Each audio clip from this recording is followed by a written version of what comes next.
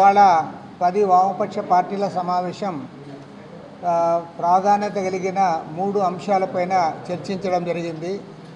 అందులో ముఖ్యంగా రేపు జూలై 9వ తేదీ నాడు దేశవ్యాప్తంగా కార్మిక సంఘాలన్నీ కూడా వారిచ్చిన సంయుక్త పిలుపు మేరకు కోట్లాది మంది కార్మికులు ఉద్యోగస్తులు జనరల్ స్ట్రైక్లో పాల్గొంటూ ఉన్నారు. ఈ కార్మికులకు వ్యతిరేకంగా ఈ ప్రభుత్వాలు అనుసరిస్తున్న విధానాలకు వ్యతిరేకంగా కార్మిక సంఘాలు నిర్వహిస్తున్న ఈ సార్వత్రిక సమ్మెకు ఎంతో ప్రాధాన్యత ఉందని మనవి చేస్తూ ఉన్నాం.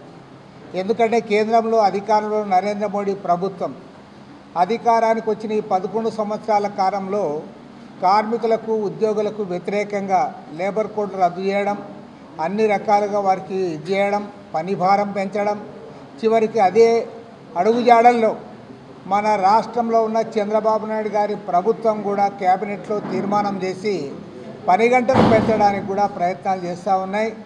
దీనికి వ్యతిరేకంగా ఇప్పటికే మన రాష్ట్రంలో ఉన్న కార్మిక సంఘాలన్నీ కూడా దేశవ్యాప్తంగా జరుగుతున్న ఈ జనరల్ స్ట్రైక్ను జయప్రదం చేయడానికి వారు సమాయత్తమయ్యారు. వారి సార్వత్రిక సమ్మెకు వామపక్ష పార్టీల తరఫున మేమందరం కూడా వారికి మద్దతు ప్రకటిస్తూ ఉన్నాం. మామూలు సంఘీభావమే కాకుండా ప్రత్యక్షంగా వారి ఆందోళనకు మద్దతు ఇవ్వడానికి మేము నిర్ణయించాం.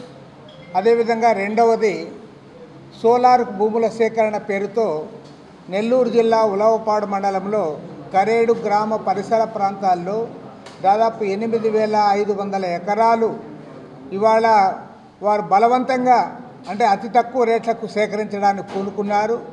రైతుల నుంచి అనేక నిరసనలు వ్యక్తం అయినా సరే ప్రశాంతంగా వారు అర్జీల రూపంలో నిరసన తెలియజేసినా ఈ ప్రభుత్వం ఏమాత్రం పట్టించుకోలేదు. పర్యవసానంగా నిన్న వారందరూ కూడా హైవే రోడ్డు ఎక్కి నిరసనకు పూనుకున్నారు.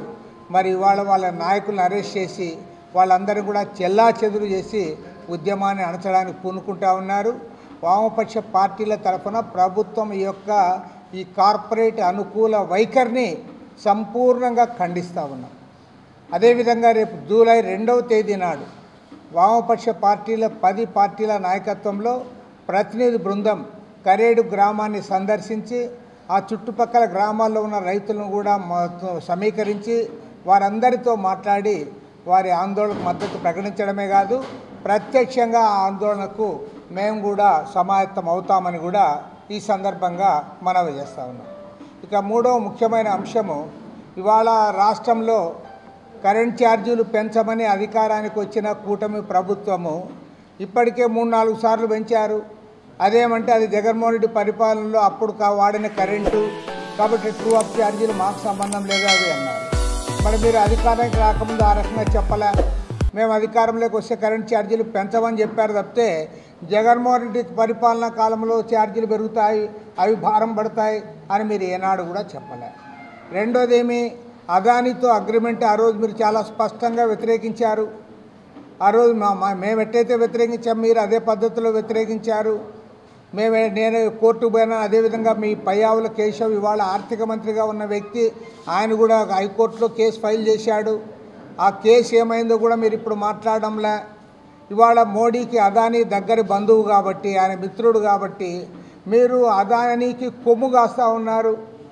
మరి గతంలో జగన్మోహన్ రెడ్డి ఏదైతే అదానీతో సోలార్ అగ్రిమెంట్ చేసుకున్నాడో ఈ 7,000 మెగావాట్ల విద్యుత్ శక్తి ఒప్పందం వల్ల రాష్ట్ర వ్యాప్తంగా 26 జిల్లాల్లో ఉన్న విద్యుత్ వినియోగదారులపైన 25 సంవత్సరాల పాటు 1,10,000 కోట్ల రూపాయల పెనుభారం పడుతుంది.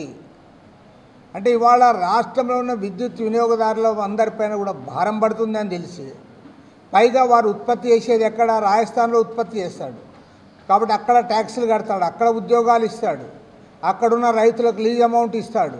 రాజస్థాన్ నుంచి ఆ విద్యుత్ శక్తిని అంతా కూడా ఇక్కడ తీసుకొని రావాలి. కాబట్టి ఏమంటే ఇది ఒక అన్యాయమైన అగ్రిమెంటు.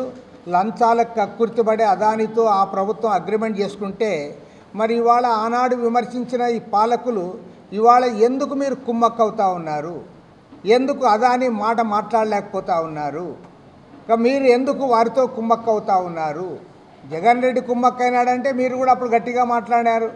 కానీ ఇవాళ మీరు అధికారంలోకి వచ్చిన తర్వాత మీరు దాన్ని ఎందుకు రద్దు చేయడం లేదు? కాబట్టి అదానీతో సోలార్ అగ్రిమెంట్ రద్దు చేయాలి. అదేవిధంగా ట్రూ అప్ ఛార్జెస్ తగ్గించాలి. స్మార్ట్ మీటర్స్కి వ్యతిరేకంగా కూడా మీరు చాలా మాట్లాడారు. పగలగొట్టమని కూడా పిలుపులు ఇచ్చారు ప్రతిపక్షంలో ఉన్నప్పుడు. ఇవాళ అధికారానికి వచ్చిన తర్వాత మీరే స్మార్ట్ మీటర్లు బిగిస్తూ ఉన్నారు, దానిపైన మాట్లాడడంలే. కాబట్టి ఏమంటే ఈ ప్రభుత్వం యొక్క ద్వంద్వ వైఖరిని తీవ్రంగా ఖండిస్తూ ఉన్నాం. దీనిపైన ఉద్యమం చేపట్టడానికి త్వరలో పెద్ద ఎత్తున సమాయత్తమవుతూ ఉన్నాం. వామపక్ష పార్టీలు కలిసి వచ్చి ఇతర ప్రజా సంఘాలు శక్తులు అన్నింటిని కూడా కలుపుకొని ఈ విద్యుత్ వ్యతిరేక పోరాటాన్ని పెద్ద ఎత్తున రాష్ట్రంలోని 26 జిల్లాల్లో కూడా ముందుకు తీసుకోవడానికి కూడా ఇవాళ నిర్ణయం జరిగింది. ఈ సమావేశంలో తీసుకున్న ప్రధానమైన నిర్ణయం అని కూడా మనవి చేస్తూ ఉన్నాం.